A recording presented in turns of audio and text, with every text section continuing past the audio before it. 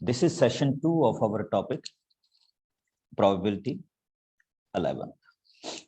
And bache, you know that in the first session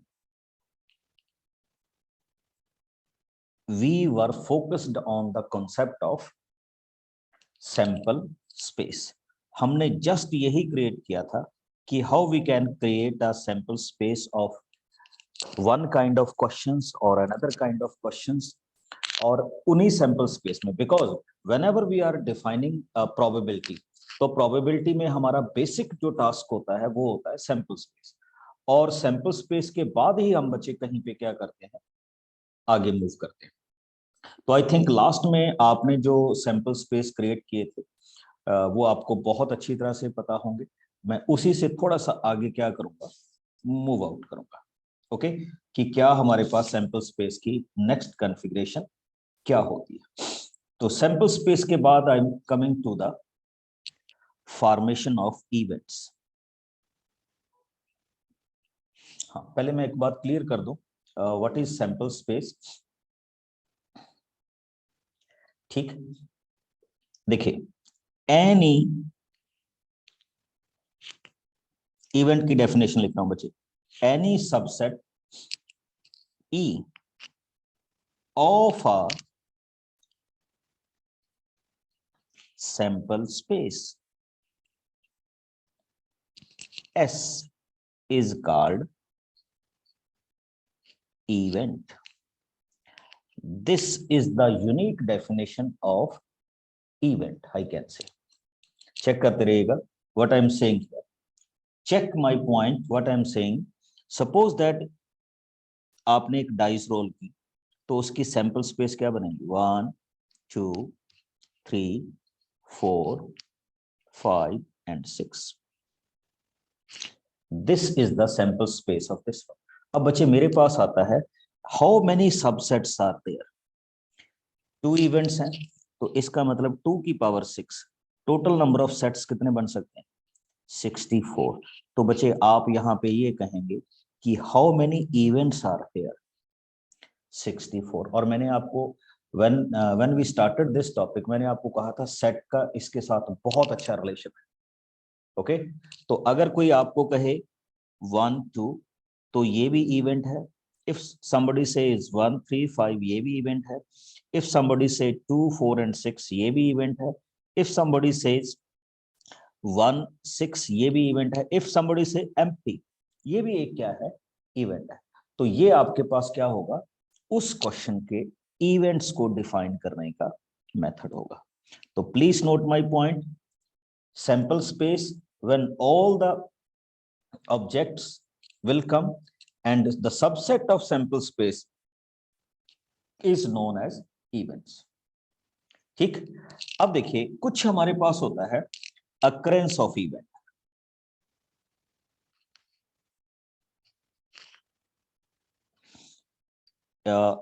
हम probability NCERT से थोड़ा सा एडवांस में डिस्कस कर रहे हैं बच्चे. ऐसी टर्म्स भी हो सकता है आपको आती हो ऑलरेडी.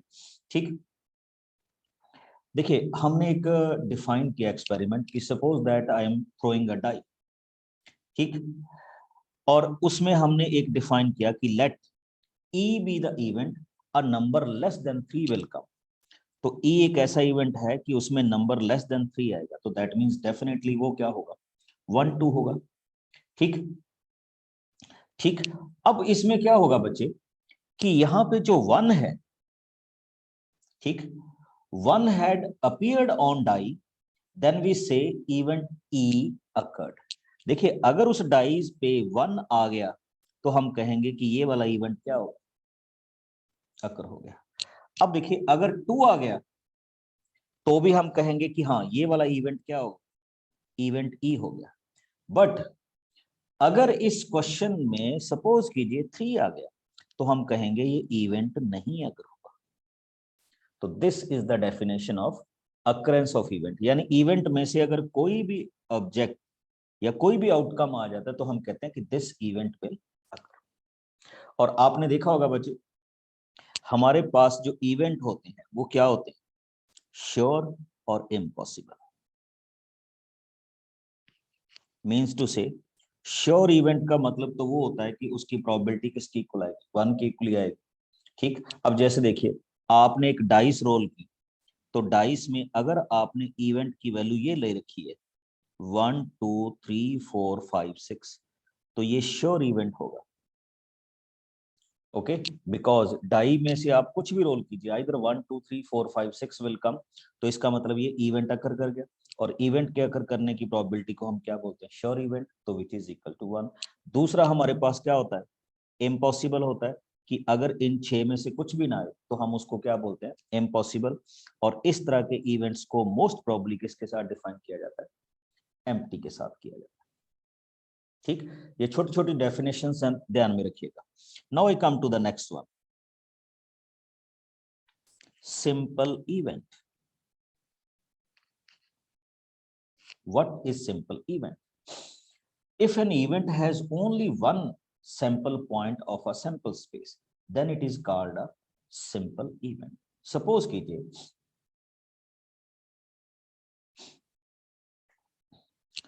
कि आपके पास आपने 2 कॉइन्स थ्रो किए, तो आपके पास सैंपल स्पेस क्या आएगा, either head head, head tail, tail head और टेल टेल। ओके, और उसमें से आपके इवेंट बने H H, second event is H T, third event is T H, and fourth event is T T. तो बच्चे हम इनको क्या बोलेंगे, these are called simple event.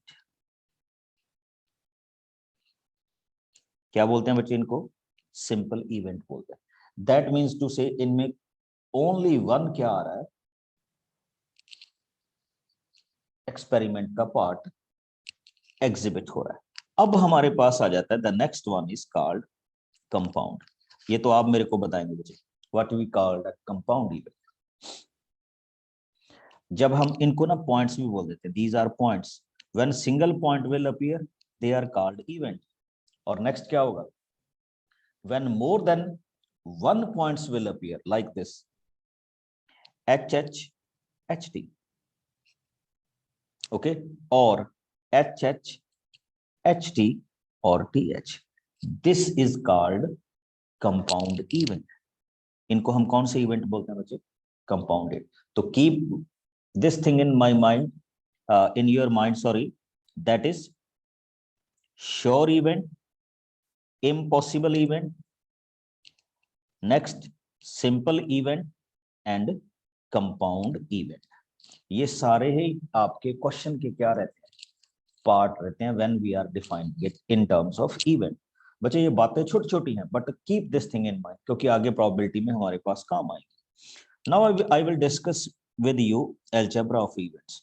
देखिए जब आप इवेंट्स में आ जाएंगे ना, तो यू विल फाइंड कि ये सारी की सारी जो चीजें आपने बनाई हैं, फिर से देख लीजिए, when you come across this kind of question events, तो आप बच्चे आप फाइंड आउट करेंगे कि ये बिल्कुल आपको सेट की तरह क्या होगा, फॉर्मेशन होगा। कैसे, देखिए सपोज कीजिए आपने कोई एक रैंडम एक्सपेरिमेंट किया, ठीक, उसमें एक sample space which is known as S, ठीक।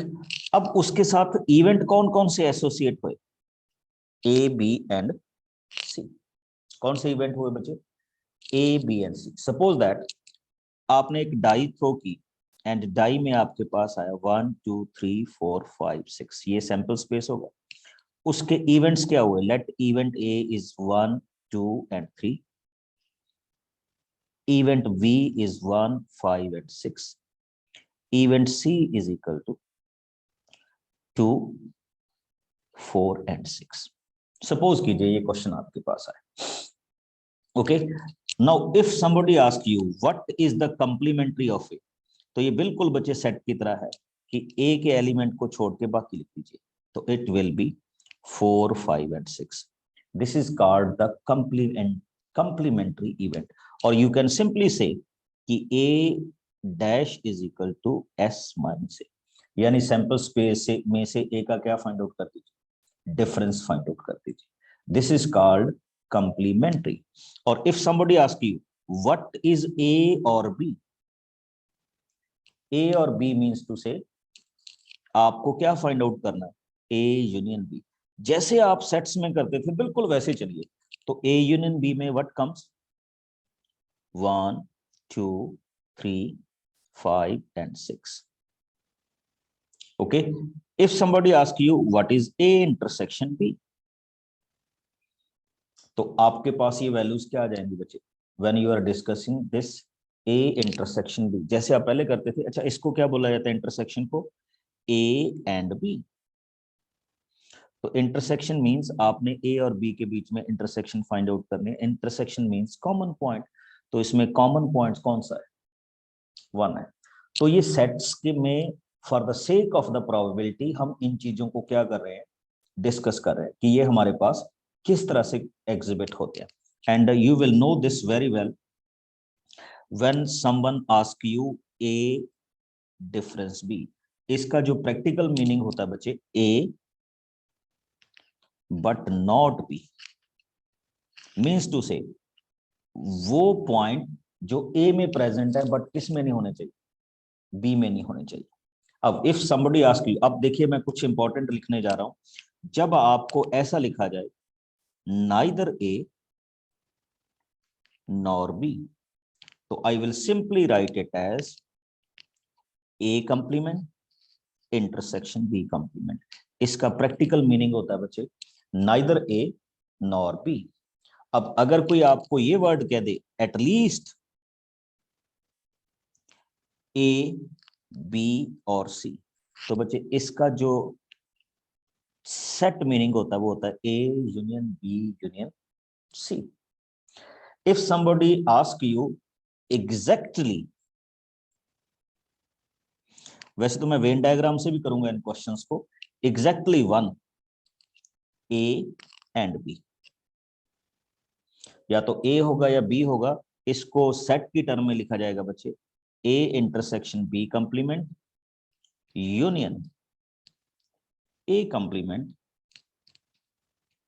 Intersection B. तो ये भी आपके पास होगा.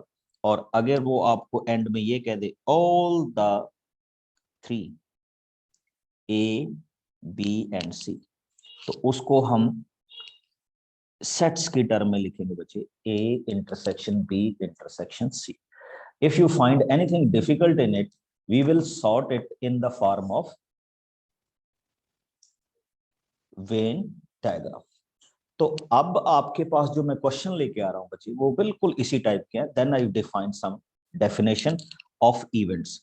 तो in the first session we have completed sample space and today we are discussing about the events. और इवेंट का जो मेन पॉइंट है वो अभी आपके पास आने वाला है. Before I start, I will discuss one question with you. Consider an experiment of rolling a dice. जब आप एक एक्सपेरिमेंट करते हैं रोलिंग अ डाइस, तो that means whatever be the next step, but first of all write down the sample space. तो उसमें sample space की value क्या होगी बच्चे, 1 2 3 4 5 6. let A be the event getting the prime. तो getting the prime का मतलब क्या होगा बच्चे, 2 3 5. and B getting the odd. ये आपको दिया है कि B event क्या है, to getting the odd, तो हमने B event भी बना लिया. now he said represent this event. हाँ जी बच्चे आप बताएंगे ए और बी जल्दी से. I am opening all of you. और बड़ा सिंपल सा क्वेश्चन हो रहा है आपके सामने. एनीबॉडी? 1 2 3 5. यस, बड़ा सिंपल सा क्वेश्चन हो गया बच्चे. 1 2 3 5. और when you see this structure तो आपको लगेगा हम सेट कर रहे हैं. Okay, and if somebody ask you A and B,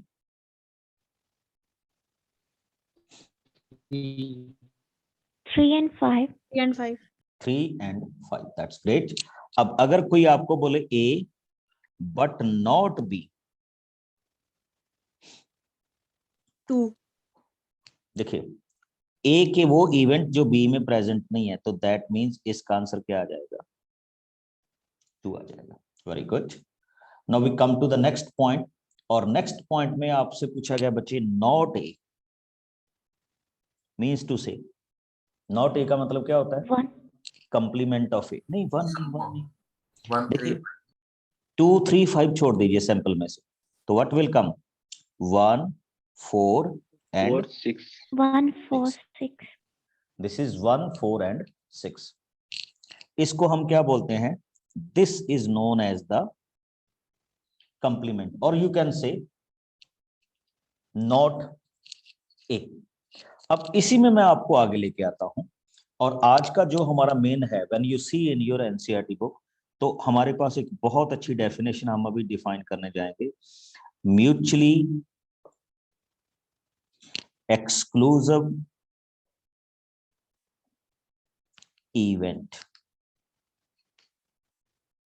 check कर लीजिए बच्चे what I am defining here. देखिए, after completing the concept of events, now I come to 2-3 most standardized form of event. One is mutually exclusive event. ध्यान से देखिएगा बच्चे, when two, at least two or more than two। देखिए बच्चे, या तो to event होने चाहिए या मोर देन क्या होना चाहिए? टू इवेंट्स होने चाहिए। We call them mutually exclusive. हम उनको क्या बोलेंगे? म्यूचुअली एक्सक्लूसिव बोलेंगे when happening of anyone, check कीजिए what I am saying, happening of anyone of them exclude the happening of another. What I means to say, कि अगर उनके event के बीच में नथिंग कॉमन, यानी उनमें इंटरसेक्शन की वैल्यू क्या होगी? एम्प्टी होगी। देखिए इसकी डेफिनेशन क्या है? When happening of one exclude the happening of two, यानी अगर वन इवेंट हो गया तो फिर दूसरा नहीं हो सकता, और अगर दूसरा होएगा तो फिर कौन नहीं हो सकता? वन नहीं हो सकता। They are called mutually exclusive and we are writing them in the form of sets. कि अगर आप दो इवेंट्स को चेक कर रहे हैं विच आर म्यूचुअली एक्सक्लूसिव, तो उसकी डेफिनेशन क्या होगी बच्चे? ये हो। Now I come to one question, and we will check whether they are mutually exclusive or this one। अच्छा, अगर आप सेट्स में जाए ना बच्चे, तो इनको शायद आपको याद होगा, वी कॉल देम, याद आया ये नाम?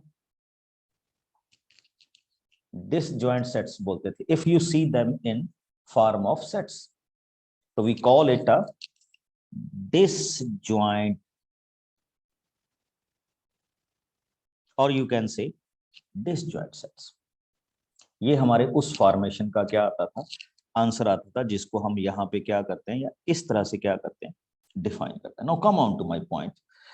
सपोज दैट आपने फिर से डाइस रोल की, और उस डाइस में आपका पहला इवेंट है 1 2, एंड आपका दूसरा इवेंट है 5 6। Can you tell me they are mutually exclusive और not? Yes, sir. Yes, they are mutually exclusive because when we see their intersection, ठीक। अच्छा, एक चीज बताइए, इज इट ट्रू जो मैं अभी लिखने जा रहा हूं? Simple events are always mutually exclusive, yes or no?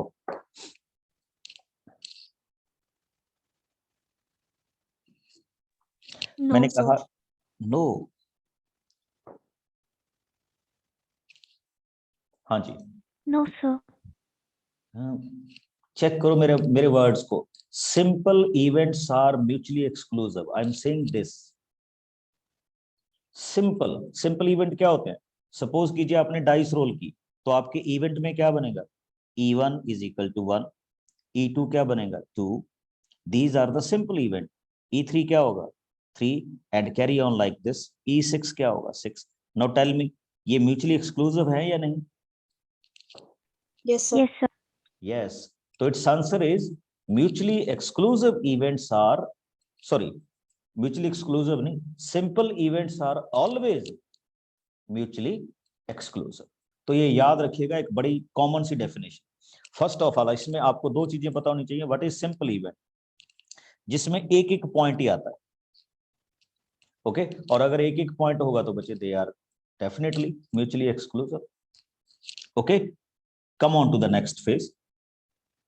अब बच्चे एक और इवेंट में आ रहे हैं हम, which is known as exhaustive.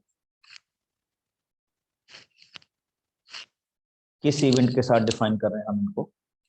Exhaustive events के साथ क्या करते हैं, डिफाइन करते हैं। ठीक, फिर से चेक कर लीजिए बच्चे, we call it exhaustive events.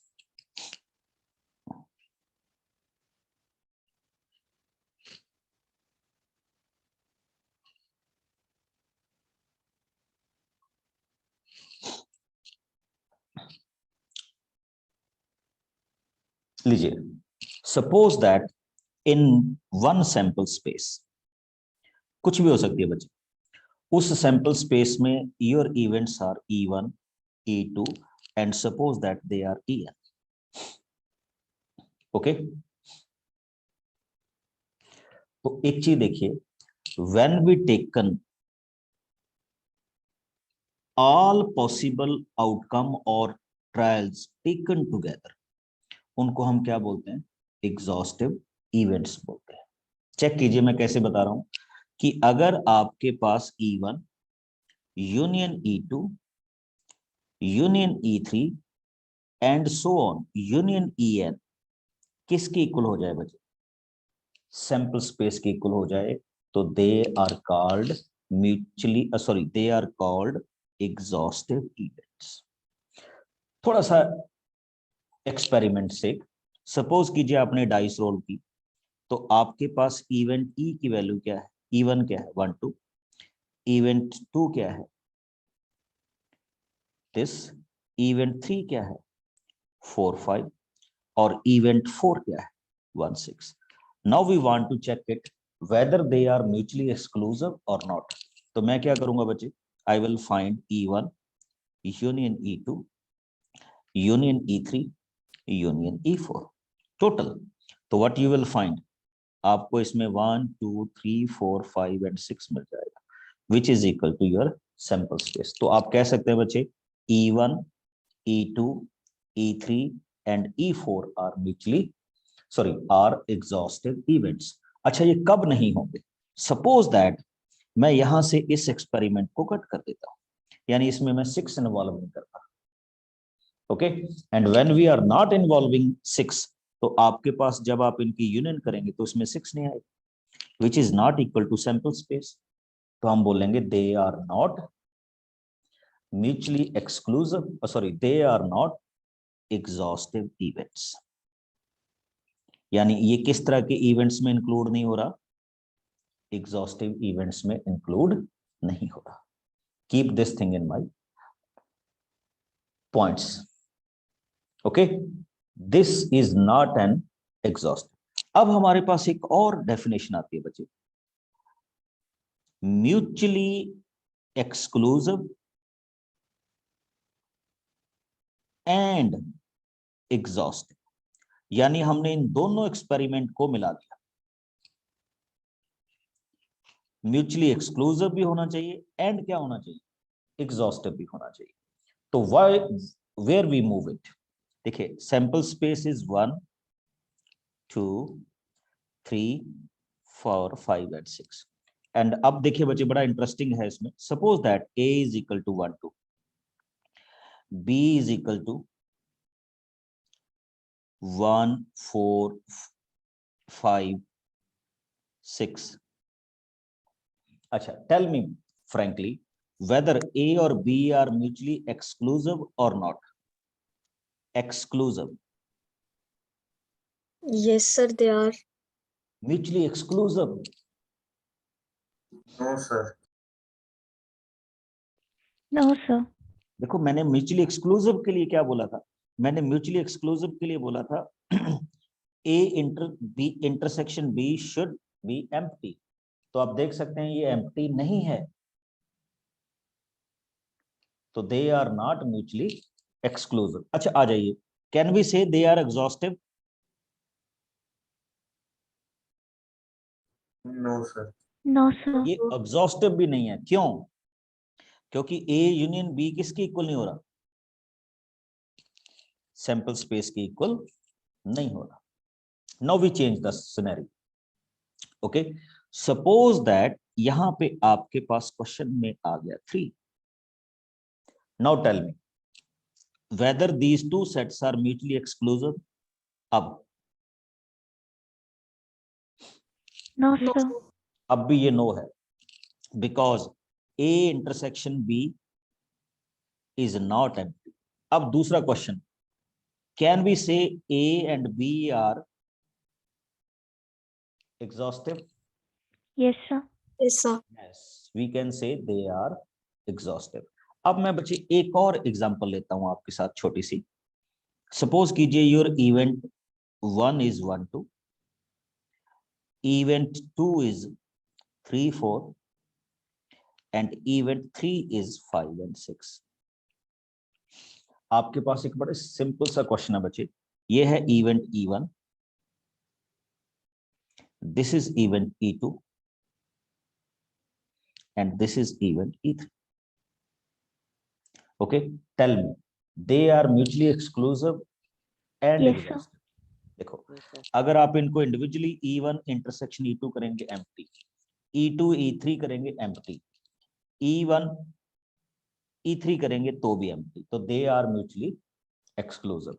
और अगर आप इनका यूनियन करेंगे तो that is equal to sample space. तो I can say they are mutually exclusive and exhaustive, यानी दोनों कंडीशन को फुलफिल कर रहे हैं। They are mutually exclusive and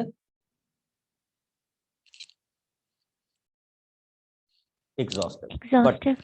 एक चीज नोट करना, if I add 1 point here 4, तो बच्चे अब क्या होगा? अब ये आपके E2 and E3 are not mutually exclusive. Exhaustive तो अभी भी ये है, बिकॉज इन सभी की योग क्या है? यूनियन तो सैंपल स्पेस की कुल आ ही रही है। बट अब क्या हुआ? E2 and E3 are not mutually exclusive. तो आपने इन क्वेश्चंस का क्या रखना है? ध्यान रखना है। Okay, and now the exercise which we are dealing, उसमें बच्चे इसी तरह के एक्सपेरिमेंट आएंगे कि whether this is mutually exclusive, whether this is not mutually exclusive, how we will move on to the next phase. अब उसमें से एक क्वेश्चन मैं ले रहा हूं and we are dealing with this question. He said 2 dice are thrown. तो बच्चे when 2 dice are thrown, you know it very well कि सैंपल स्पेस में कितने पॉइंट्स अवेलेबल होंगे? 36. And what he is asking me, he is asking me A is the event when sum of these numbers even. चलिए हम बात करेंगे उसमें, ठीक। B is the event when the sum of event is multiple of 3. Okay. C is the event when sum is less than 4, and D is the event when sum is more than 11. तो हम इनको पहले लिखते हैं बच्चे बड़े simple way में से। देखिए, व्हेन सम इज इवन, तो आपने वो सारे इवेंट्स लिख लेने हैं जिनका सम 2 4 6 8 10 और क्या बन रहा हो? 12 बन रहा हो। तो I am starting from 1 1 1 3 1 5 2 2 2 4 2 6 3 1 3 3 3 5 4 2 4 4 4 6 5 1 5 2 sorry 5 1 5 3 5 5 6 2 6 4 and 6 6। बच्चे ये वो नंबर्स हैं जिनका सम क्या हो रहा है? इवन हो रहा है। Now come on to this one, multiple of 3। तो मल्टीपल ऑफ 3 में कौन से आएंगे? 3 जिनका सम क्या होगा 6, जिनका सम क्या होगा 9 और जिनका सम क्या होगा 12। तो व्हाट आई कैन से 1 2 2 1 1 5 5 1 3 3 2 4 4 2 3 6 6 3 4 5 5 4 एंड 6 6। बच्चे ये वो इवेंट्स हैं जिनका सम मल्टीपल ऑफ क्या हो रहा है 3। अब जो सबसे इजी वाला आ रहा है बच्चे वो ये आ रहा है whose sum is less than 4। तो जिनका सम लेस देन 4 है वो देखिए 1 1 1 2 2 1 सिंपल। एंड डी जिनका सम मोर देन 11 है तो इट्स ओनली वन इवेंट 6 6। अब मैं आपसे कुछ क्वेश्चन पूछूंगा बच्चे, बड़े स्ट्रेट फॉरवर्ड से क्वेश्चन है बिकॉज ये हमारे पास इन इवेंट्स का फॉर्मेट आ गया। तो मेरे से पहला क्वेश्चन पूछा गया है कि in A B C which pair is mutually exclusive.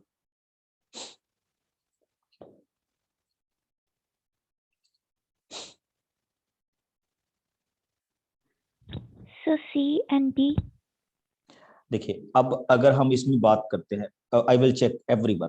देखिए अगर आप ए और बी को कोरिलेट करते हैं तो there are many terms which are common. अगर हम बी और सी को देखते हैं there are many terms which are common. Okay, if I take A and D तो 6 6 is common. If I take B and D 6 6 is common. तो मेरे को देखने में ये आ रहा है बच्चे कि when I perform C intersection D तो इसकी वैल्यू किसकी इक्वल जाएगी इट्स इक्वल टू एम्प्टी। तो वी कैन इजीली से कि C and D are mutually exclusive. अच्छा एक चीज मेरे को बस और बता दीजिए, can I say B and C are exhaustive.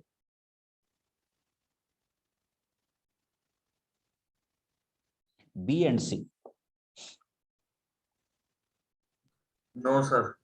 No, sir. नहीं बोल सकता बच्चे। अच्छा can I said A B C and D 4 are exhaustive. Yes, sir. Yes sir. ध्यान से देखो।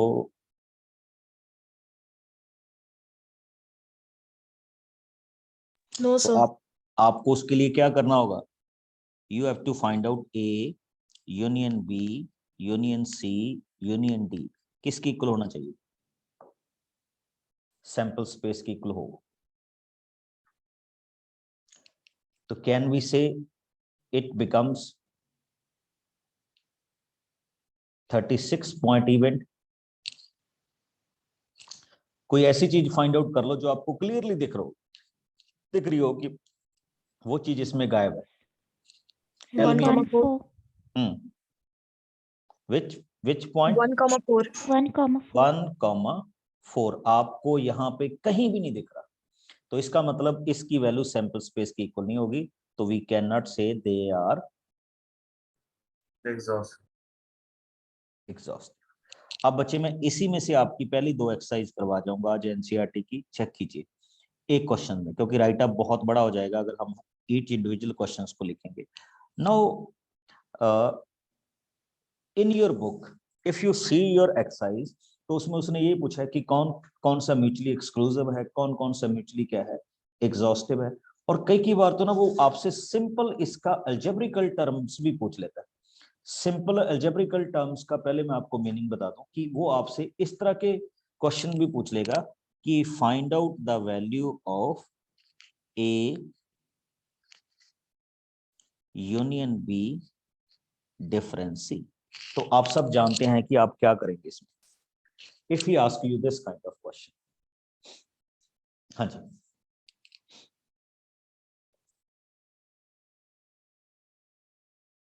एनीबॉडी फर्स्ट ऑफ ऑल आप सैंपल स्पेस से इवेंट में आएंगे, इवेंट के बाद फिर आप उनकी इवेंट मैनेजमेंट करेंगे जो आज पूरी दुनिया में चल रहा है, और अभी तो इलेक्शन है, ज्यादा ही चल रहा है। Yes, first of all we will find out A union B, और फिर उसका किसके साथ डिफरेंस कर देंगे, सी के साथ क्या कर देंगे, डिफरेंस कर देंगे। ओके, तो ये भी आपके पास क्या होगा, क्वेश्चंस का क्या होगा, फॉर्मेशन होगा। तो मैं आपको यहां ज्यादा नहीं रोकूंगा, because when you move to your NCERT book तो आपको पहली दो एक्सरसाइज ऐसे ही मिलेंगी कि इसको पहले में तो आपको मिलेगा sample space, and second exercise में यू विल फाइंड आउट कि which one is mutually exclusive and exhaustive. तो मैं वही नहीं रुक रहा, तो I am moving fast. Now my next question is, ये वाला इजी है बच्चे, हो जाएंगे आपसे, कोई प्रॉब्लम नहीं, it's just like a sets. तो I am coming to the next point. कभी इस पॉइंट को पढ़ा हो, इक्वली लाइकली इवेंट।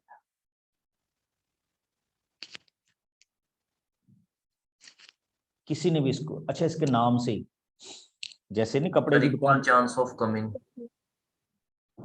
बिल्कुल, events are said to be equally likely. देखो बच्चे, I am dealing with events, events are said to be equally likely if under the given circumstances we can prefer one event to the another. Means to say, if we toss a coin, the coming, मान लीजिए आपने एक coin को throw किया, तो उसमें head के आने के चांसेस किसके चांसेस के हैं, इक्वल, टेल के चांसेस के इक्वल है। तो इसका मतलब यह है कि हम अगर टेल के ऊपर हेड को फेवर कर लेंगे तो उससे कोई फर्क नहीं पड़ेगा, क्योंकि हेड की प्रोबेबिलिटी भी सेम होगी और टेल की प्रोबेबिलिटी भी क्या होगी, सेम होगी। तो they are called equally likely events. क्या बोलेंगे इसको, इक्वली लाइकली। और आपको सबको ये तो बताइए बच्चे, व्हाट इज फेवरेबल इवेंट, क्योंकि प्रोबेबिलिटी में ये सबसे बड़ी काम की चीज होती है। टेल मी, फेवरेबल क्या होता है इन probability? Sir, events which are possible. Possible तो बच्चे सारे ही होंगे, आई थिंक कुछ और आना चाहिए। So when it gives a desired outcome. We can say desired outcomes, यानी जो हमें चाहिए। देखिए, when you throw a dice, और अगर आपको डिजायर्ड चाहिए इवन नंबर, तो उसका मतलब उसमें फेवरेबल कौन हुए, 2, 4 एंड 6। तो आएंगे तो दूसरे भी, हो सकता है दूसरा आ जाए, बट डिजायर्ड जो हम एक्सपेरिमेंट से एक्सपेक्ट करें, they are called favourable events. अच्छा एक चीज देखिए, जब आपने 10th की प्रोबेबिलिटी की थी, तो ये वाला वर्ड कभी आया था?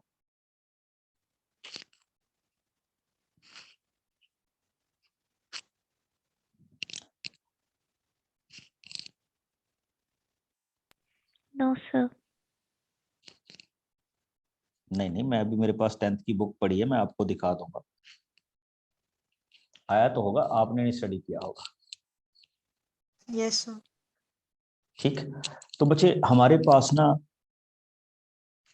इस एक्सोमेटिक अप्रोच टू प्रोबेबिलिटी को थोड़ा सा देख लीजिए, हम बड़ा डिटेल में कर रहे हैं, ठीक है। अदरवाइज मैं सीधा प्रोबेबिलिटी के क्वेश्चन पे चलता, what is the probability of Sunday in a leap year, what is the probability of Monday in a non leap year, तो हम वहां से शुरू कर लेते, ठीक है। बट नहीं, we are doing it in from the basics. तो ये हमारे 10th में भी था बच्चे, एक्सोमेटिक अप्रोच ऑफ प्रोबेबिलिटी। तो इसको सुनिएगा ध्यान से सर, ठीक है। Suppose that your sample space consist of the outcome x1, x2 and x10।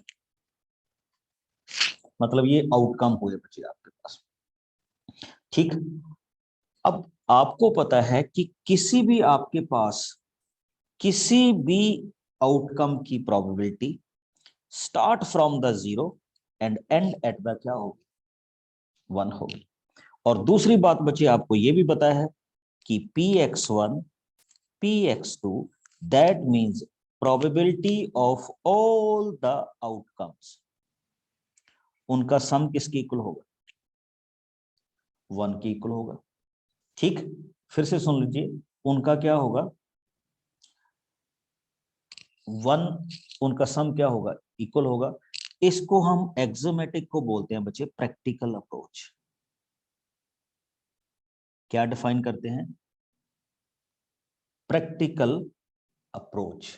और प्रैक्टिकल अप्रोच का मतलब क्या होता है कि when we are performing the experiment, यानी हम गेस नहीं करेंगे, हम एक्सपेरिमेंट परफॉर्म करेंगे। सपोज दैट आपने एक डाइस थ्रो की तो उसमें 1 to 6 आया, तो आप इसमें चेक करेंगे कि probability of each individual outcome 1/6, 2 1/6, 3 1/6 and so on 4 5 6, सबकी 1/6 आ रही। तो आपको ईच इंडिविजुअल की प्रोबेबिलिटी पता चल गई, it is lie between 0 and 1। और फिर जब आप इन सभी की प्रोबेबिलिटीज का सम करेंगे तो उनकी प्रोबेबिलिटी का सम भी किसके इक्वल आएगा, 1 की इक्वल आएगा। तो उसको हम क्या बोलते हैं, एक्सोमेटिक अप्रोच ऑफ प्रोबेबिलिटी। और इसका एक सिंपल सा नेम है एक्सपेरिमेंटल अप्रोच ऑफ प्रोबेबिलिटी। यानी जब हम क्वेश्चंस को परफॉर्म करके देखेंगे, जैसे इसमें था, देखिए इन दिस क्वेश्चंस हमने इवेंट्स क्रिएट किए और उसके बाद इसकी प्रोबेबिलिटी क्या करेंगे, डिफाइन करेंगे। और इसमें एक और अच्छी चीज आती है बच्चे, आपने शायद पहले भी रीड किया हो, तो मैं अभी भी कर देता हूं, कि probability of any event plus probability of not that event is equal to किसके होता है, 1 के होता है। जिसको हम मैथमेटिक्स में बोलते हैं probability of happening plus probability of not happening is equal to 1।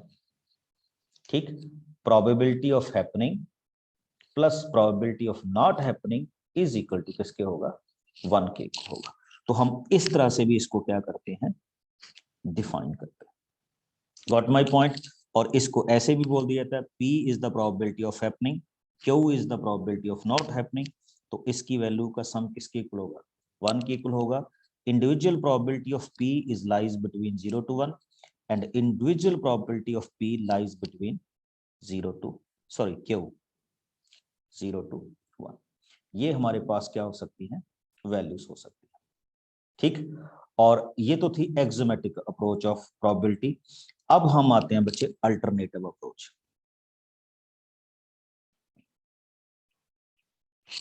कि हम कोई एक्सपेरिमेंट नहीं परफॉर्म करते, हम जस्ट ये करते हैं बच्चे कि सपोज कीजिए आपने इवेंट किया, M आपके फेवर में है और N आपके अगेंस्ट, तो हम सीधा प्रोबेबिलिटी ऑफ दैट इवेंट को क्या लिखते हैं, फेवरेबल ओवर टोटल।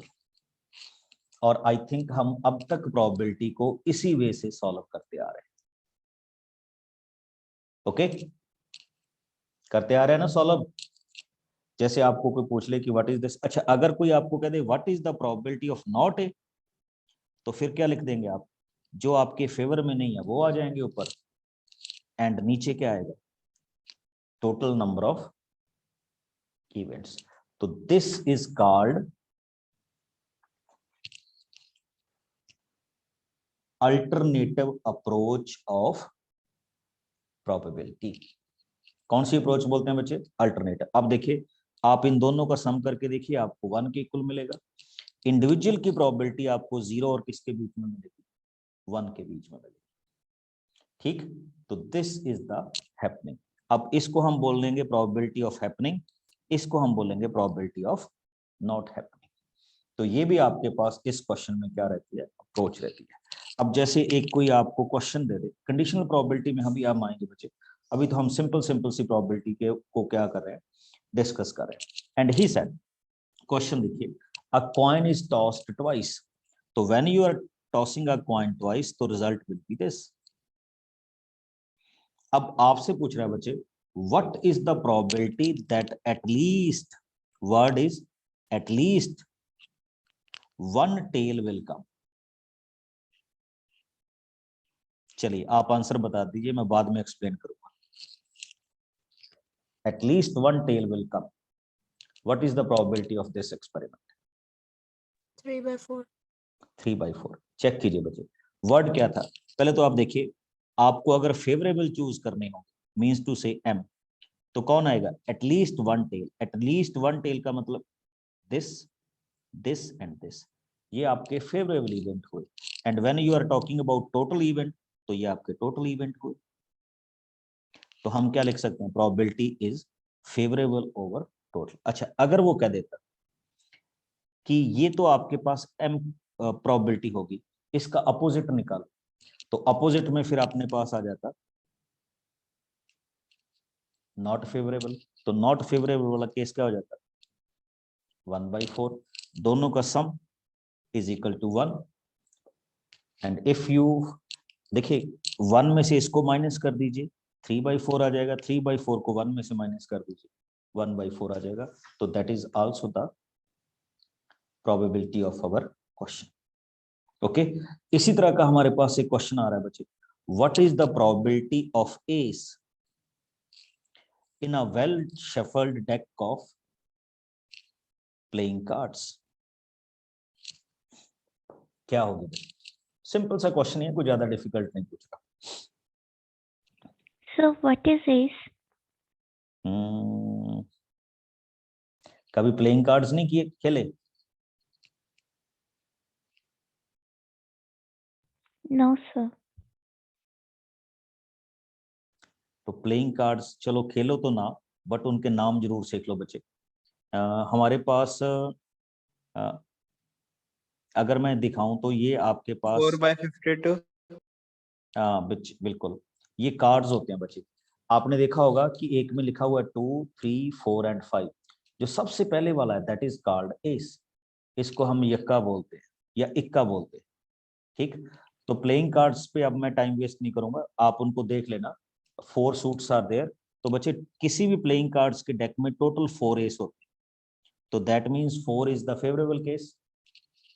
और टोटल कार्ड्स कितने होते हैं? 52 होते हैं। तो हम उसको सिंपली क्या लिख सकते हैं? 4/52 विच is known as 1/30।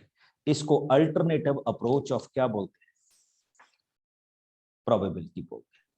And in the next session we will do the question based on the concept of probability, और फिर हम आपके सोल्यूशन में नेक्स्ट में आए।